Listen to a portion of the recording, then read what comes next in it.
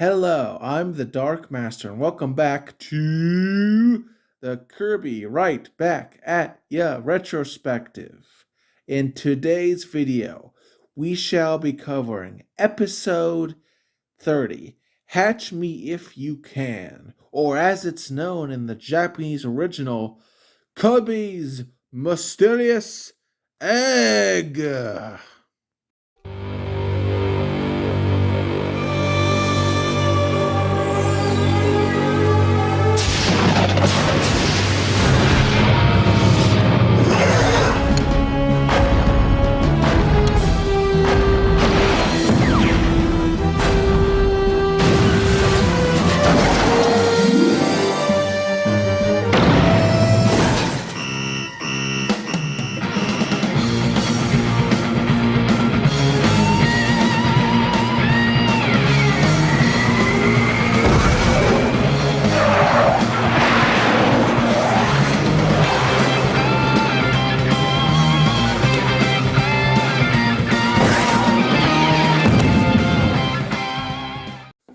Okay, before I start, I want to tell people that my last video got copyright striked by a particular individual.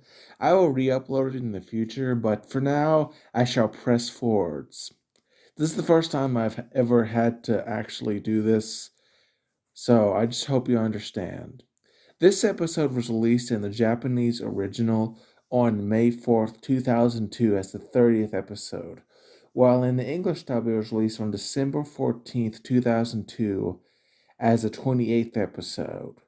Wow, we're already 3/10 of the way done with the anime. That's quite some progress. Also, the episode's name is based off the 2002 film Catch Me If You Can, which was based on the life of a noted con man, Frank Abigail. Let us start with the plot now. The episode opens to an outside shot of Kirby's house as Tiff and Tuff wave goodbye to the pink puffball after presumably a day of play. As the siblings walk home, Tiff notices that it has gotten chilly.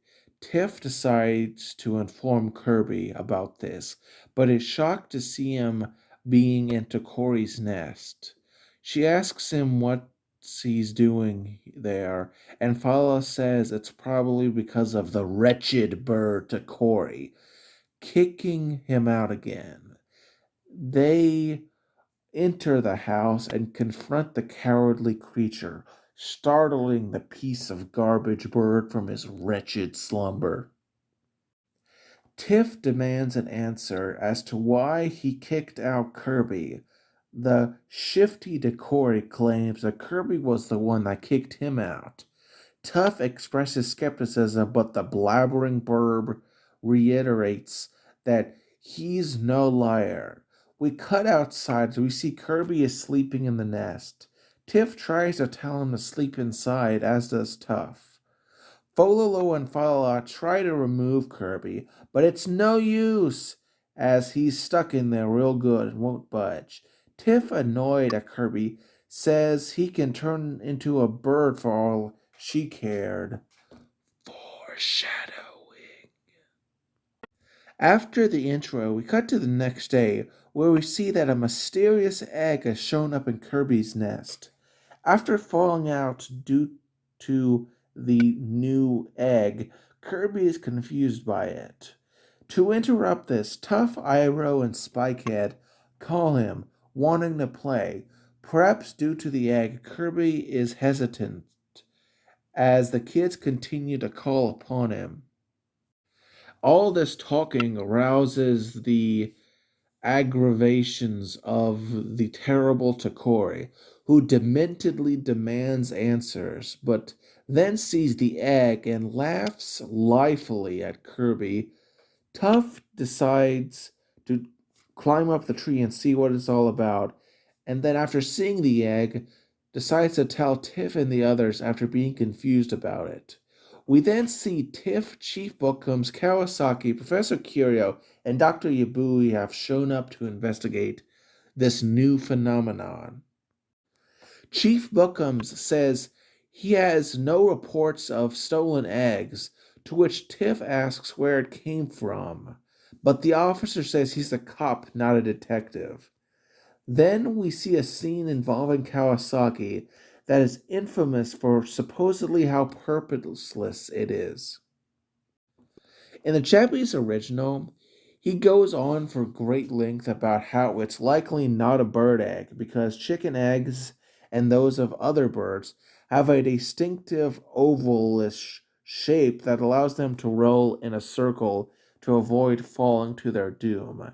Now, this is actually not completely true. While, yes, many birds, such as seabirds or chickens, have an oval shaped egg in order to roll in a tight circle so that they don't get lost or roll off a 200-meter cliff.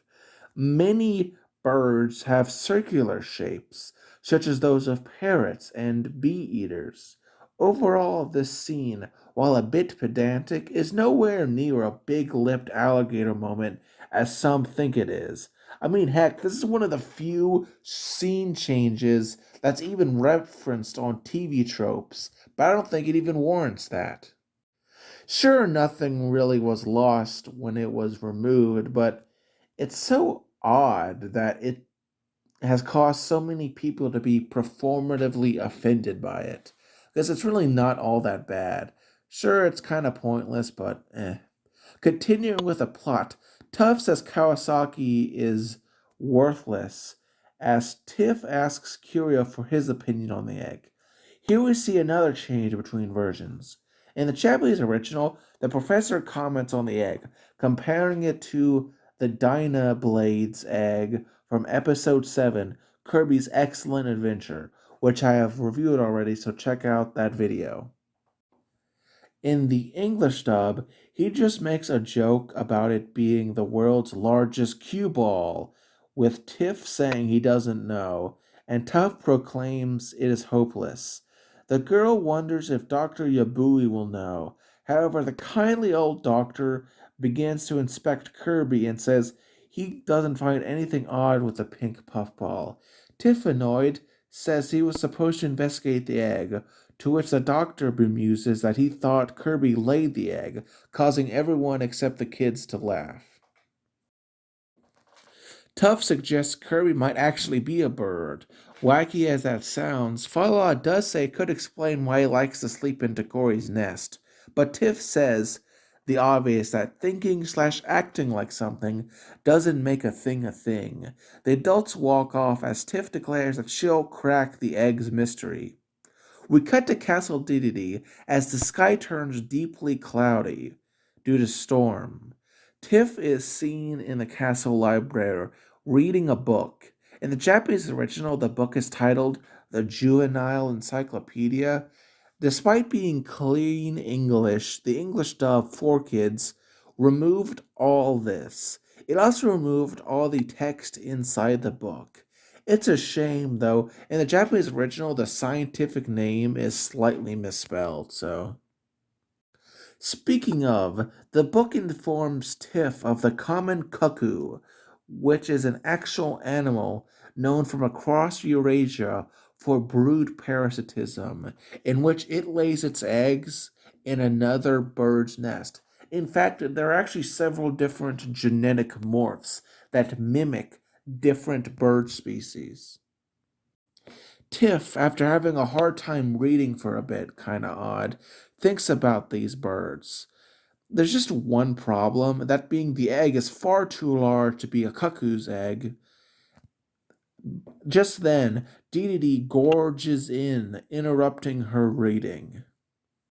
Esragoon asks if she's reading existentialism in a terrible pun that is relayed in a mocking manner, to which Tiff accuses them of planting the egg. Of course, the dastardly duo deny this, while Tiff scowls skeptically at their beliefs. The pair walk out of the hall, and once out of earshot, the sniveling snail says he hopes it works, to which the king says they'll be shocked by what hatches out. The storm gets worse as Tuff says that he and the others gotta go as they leave Kirby alone with the egg. Seems like a bad thing to do, especially for someone as inexperienced as Kirby, but eh. It begins to rain and Kirby tries to get the egg back to the nest, but fails miserably twice before dropping it, causing it to roll down the hill. And man, this egg has to have some really sturdy eggshells, because if this was a normal bird egg, it would have splattered. We hear the sound of the didgeridoo as Rick the Australian hamster walks down the rainy path and gets hit on the head by it. After recovering, he explains to Kirby that the egg won't hatch unless it's protected from the cold and rain. He shows him a platypus technique and builds a little nest for the egg, even giving up his elephant ear that he had been using as an umbrella to help protect the egg. After this, he shows Kirby how to properly brood the egg, jumping on it. Once again, one would think that the body weight would cause the egg to crack, but no, it's actually pretty sturdy.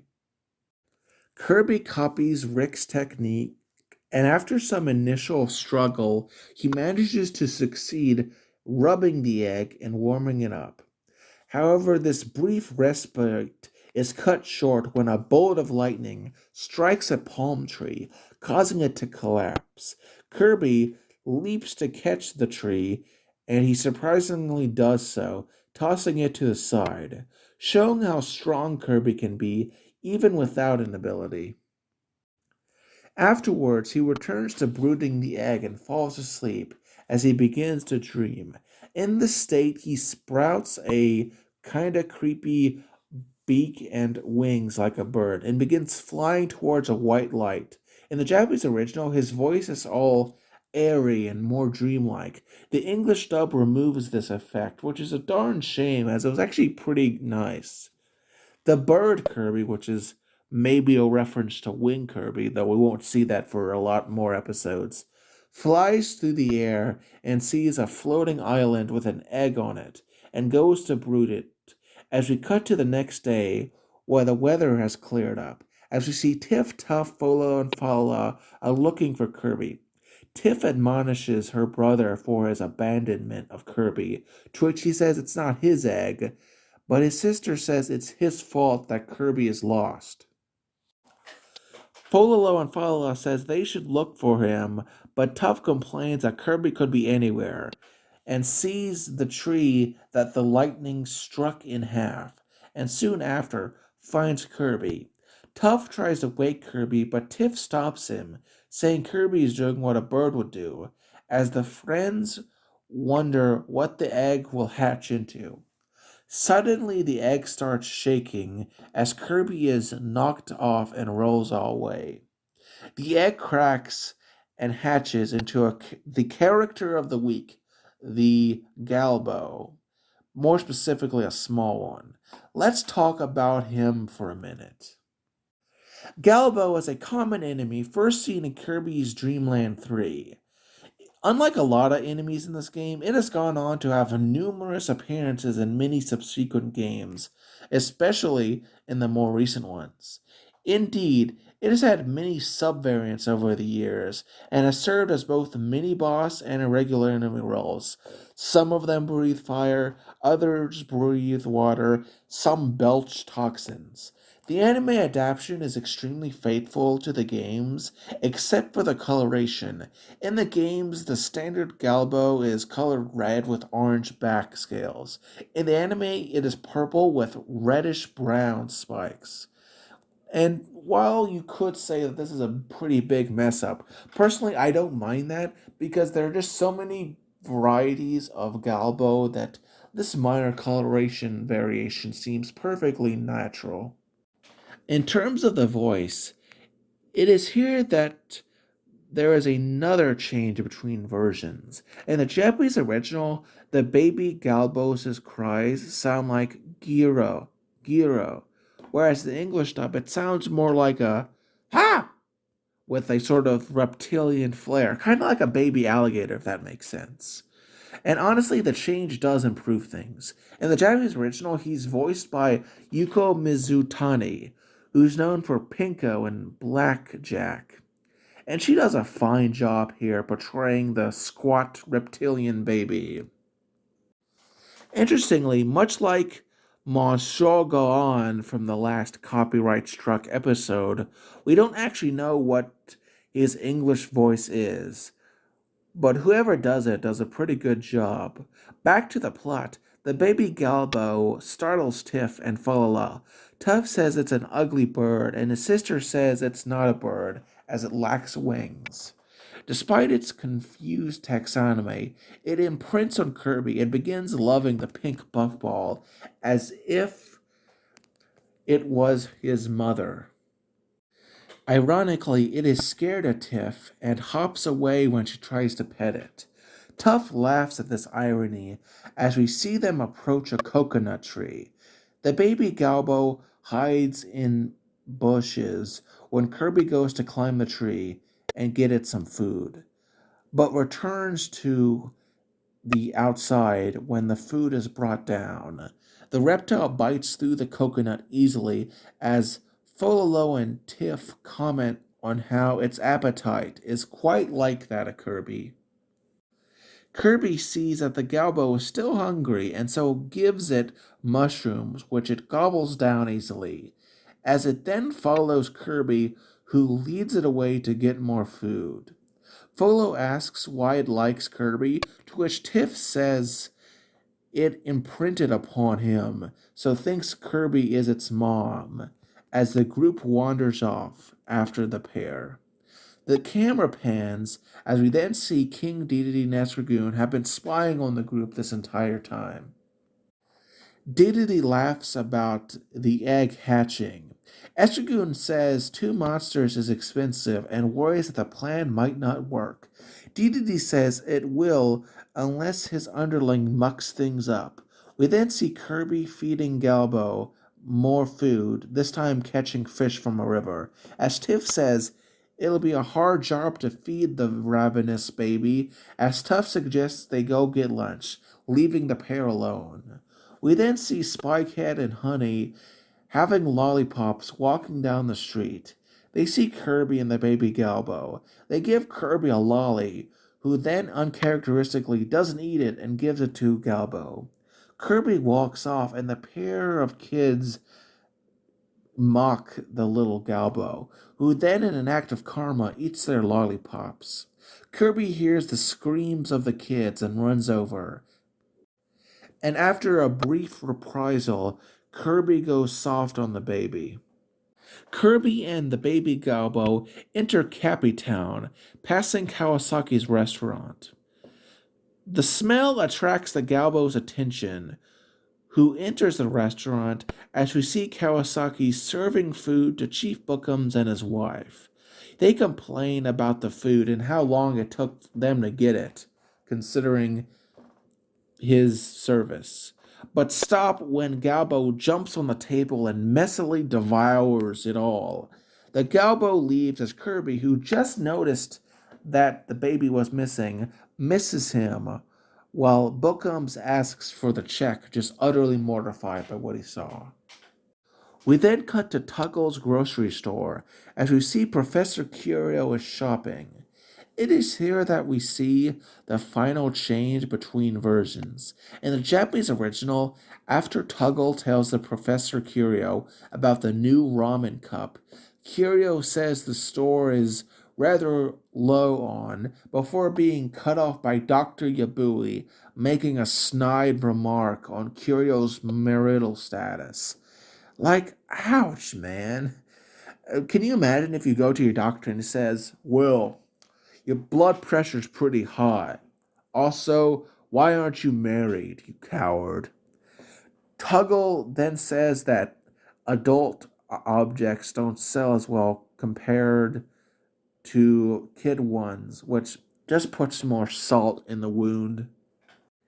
In the English dub, the food is referred to as instant soup, which Curio says the doctor told him is too salty, with the doctor saying that he's too salty, to which a trombone, only highlighting the bad pun, plays. And then, again, Tuggle adds salt in the wound, saying it's a second opinion. Honestly, both versions are just so bad that they're unironically hilarious, and I don't mind the change. This is interrupted by the arrival of the baby Galbo, which enters the store and causes mayhem. As Kirby enters the store, he sees all the food has been consumed, and Yabui, Kiryu, and Tuggle are out cold, moaning in serious pain. We then see a large crowd has gathered around Tiff, complaining about how the Galbo has caused so much damage.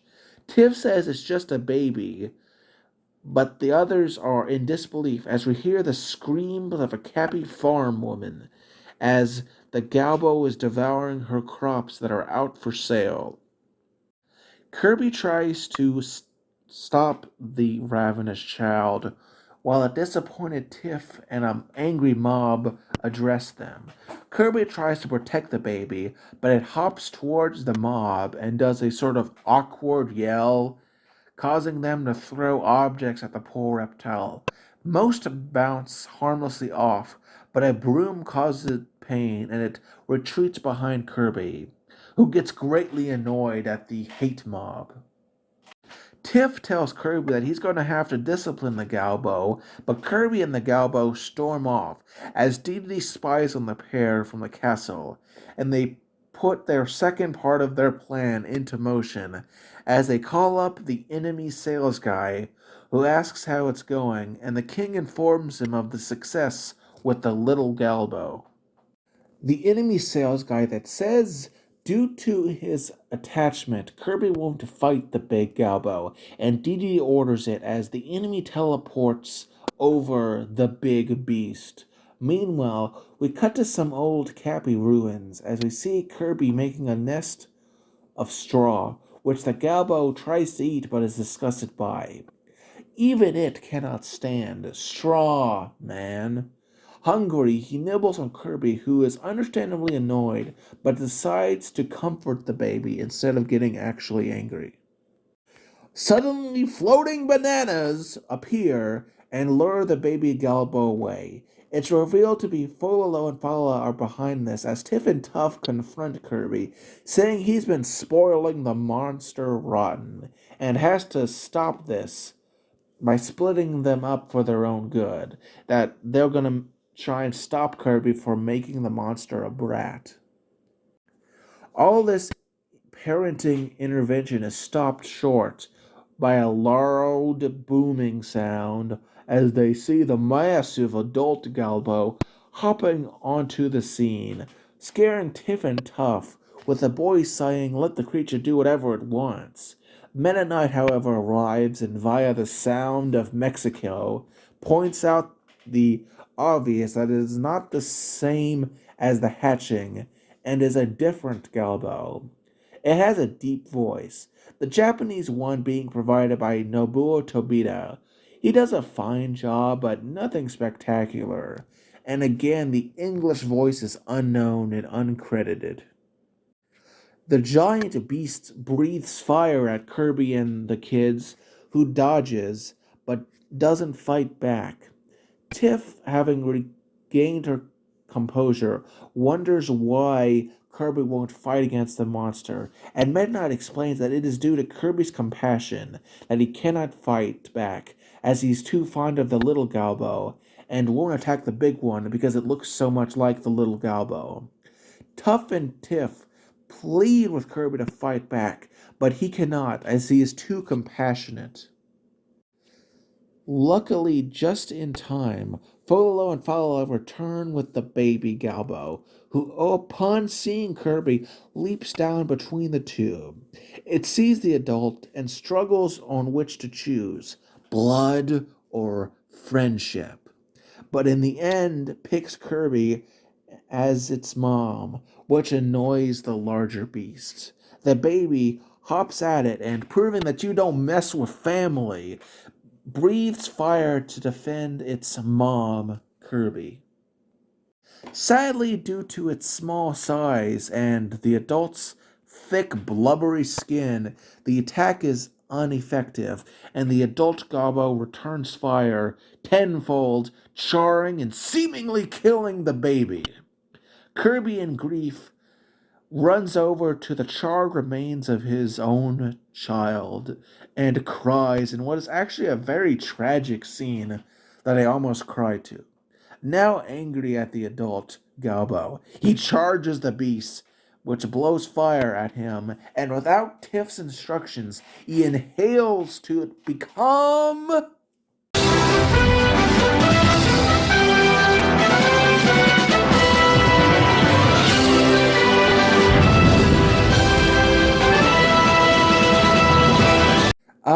Fire Kirby, one of the most used abilities of the anime. I've already talked at length about this ability in the very first episode of this retrospective, where I covered the first episode. I'll just say that it transitioned well into the anime, just to keep this short. Returning to the plot, the kids cheer Kirby on, and the Galbo tries to burn Kirby, even getting a hit in before Tiff calls Kaboo to summon the Warp Star. He does so, and the Galbo tries to crush the little pink puffball, but he runs and jumps onto the Warp Star. After some nice choreography, Kirby enters the beast's mouth, but the creature turns out to have bit off more than he can chew. As, like a DeviantArt account, it begins to inflate and eventually blows up as Kirby flies out to safety. We then cut to the group looking over the scorched body of the baby Galbo. All is depressing until it is revealed to be alive and sheds its scorched outer skin. As the pair reconnect and everyone is happy as Kirby feeds the baby Galbo the bananas. Tiff says it seems like the friendship will work out. The episode ends with the Galbo biting Kirby's arm. Finally being stern, Kirby tells him, hey, to knock it off in unspoken word, and shrugs exasperated. Now let's talk the positives, negatives, the themes, and my final thoughts. Firstly, the Galbo is excellent here. While it does technically have a color change, I don't really care. As I've explained before, it has so many variations in the games that it is nice. Plus, it's nice to see Kirby have a more focused episode and one that doesn't end with his friend just dying. I mean, I know Kirby is infamous for always having a slightly darker twist at the end, but honestly, this is just so much more exciting for me. Dedede's plans were very interesting for how different it is compared to the normal Val. I mean, he didn't just buy one monster, he bought two in a very interesting way to try and prevent Kirby from fighting back. The themes of this episode are also quite interesting, such as the commentary on the, at the time, current standards of parenting, as well as the mention of brood parasitism is quite interesting as it doesn't really get covered a lot, to be honest. Of course, now we gotta talk about the negatives. Galbo never shows up again. He's put on a bus alongside Dedede's magic monster making formula in Yamakage. And honestly, I don't like this. Like, I understand the anime is meant to be episodic, but it honestly feels like they didn't even try at some points. Like, you could very easily have kept this in the background of some random episode and it wouldn't have harmed anything. I don't know why they did this. It just seems like the creators did not want to actually make something that's more than episodic. Also, while I praise Dedede's plan, I must admit it does seem as if he just disappeared in the ending of the episode. Because it seems kind of weird that he wouldn't be involved at all, though I guess he just trusted the Galbo to finish Kirby off. One negative that people bring up that I think is a little unfair is how it feels like a watered down version of episode 15, Kirby's pet peeve. But I'd like to push back on that in several ways. Firstly, we already have a watered down version of that episode, that being episode 20, Dedede's Snow Job. And honestly, having two episodes where Kirby loses a young friend is already enough, so having a third would just lessen the impact. Plus, we do get a scene that's already pretty sad when Kirby thinks that the baby is dead, and that's essentially achieves the same thing without having such a repeated trope.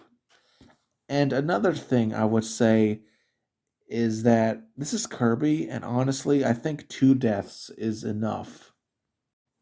Plus, it's just more original if you really think about it. Because if you did kill Galbo, it would just be the same plot as before. This is actually at least a little more original, and it does give this episode a bit of its own identity, even if we never see the Galbo again, which is, as I mentioned before, one of my one big problems with the episode. Overall, I must say that even with its flaws, this is a very good episode. Definitely worth a watch, especially if you're interested in having a slightly more upbeat ending. I am the Dark Master, and join me next time on the Kirby Right Back at Ya Retrospective. May you have a good day, and hopefully this video won't get copyright struck like the last one, but what is there we can do, right?